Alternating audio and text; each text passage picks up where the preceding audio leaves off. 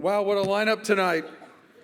Cindy called me out for Go Navy, Beat Army. I was, heard about bad leadership in the Army, and then I normally sit in front of senators and congressmen in testimony, but not tonight.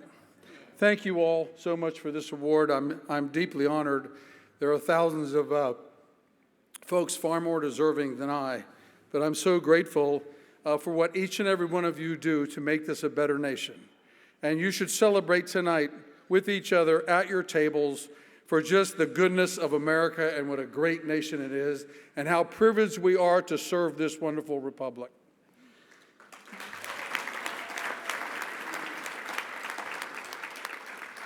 I want to thank my family, some of whom are here. They're all servants themselves, and none of us would ever get ahead as servant leaders without a great family behind us. And so, thanks to my family. My father, we've heard a lot about family tonight. My father served in the Civilian Conservation Corps in the 1930s. My father, thanks, and all those other thousands of men that went into the woods to make us better. My father served in the Second World War as a soldier, went on for a 22-year career in the military, and finished as a superintendent of the Ohio Veterans Children's Home. He taught us a life of service, the four of us, and set an example for all of us.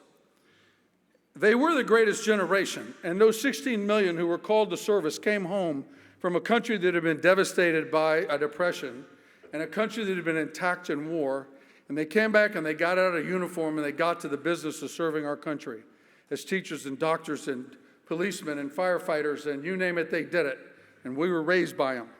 And today more than ever, America needs to focus on and reignite a national commitment to service for all Americans like the greatest generation.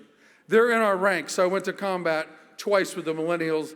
I can assure you they're in our ranks that want to be reignited, want to make a difference in our country, don't want this divisiveness, want a different nation. They're out there.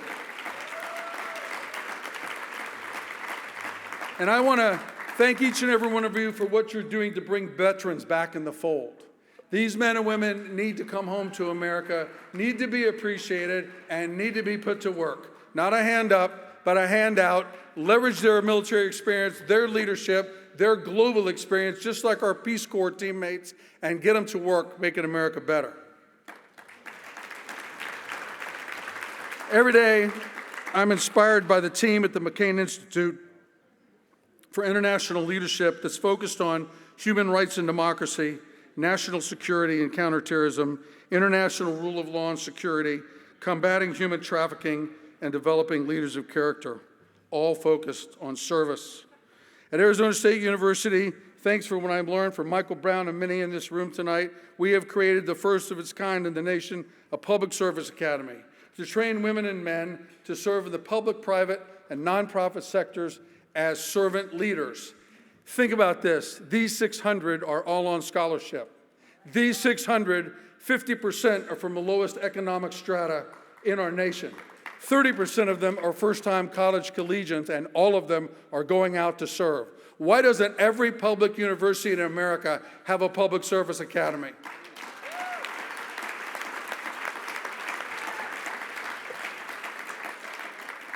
We see our young servant leaders moving out, solving problems, creating innovative solutions, all while serving, in John McCain's words, causes greater than self. 2 weeks ago, the McCain Institute team and myself were in public school 83 in East Harlem with City Year. We saw those young red-jacketed leaders making a difference for those young kids in Harlem who don't have a lot of hope. And as I listened to them talk about their duty and what they're all about, it likened me to seeing a squad of infantrymen in the Army, a team focused on a mission, working together for a greater cause, a greater good. And it's what they give our children from City Year, but what you see is leaders being developed. You see women and men with character. You see changed men and women whose vector in life is going to be different because they served in public school 83 in Harlem as a City Year Corps member. They give back, they tutor, they mentor, but they make a difference. And for us, they make a difference. But ladies and gentlemen, I would submit to you, it's not enough. We need a national call to service. You all are dedicated. Many are dedicated. But there's so many in our hometowns that can be called and focused on serving. Selfless service. Service is nonpartisan. Service binds us together. Service will help us be the country that we ought to be. It will bring America back together. So let us all move forward together to encourage young and old, rich and poor, black and white, woman and man, to serve this nation and make it better, fueled by passion and purpose called national service. Thank you so much. I'm honored. God bless you all.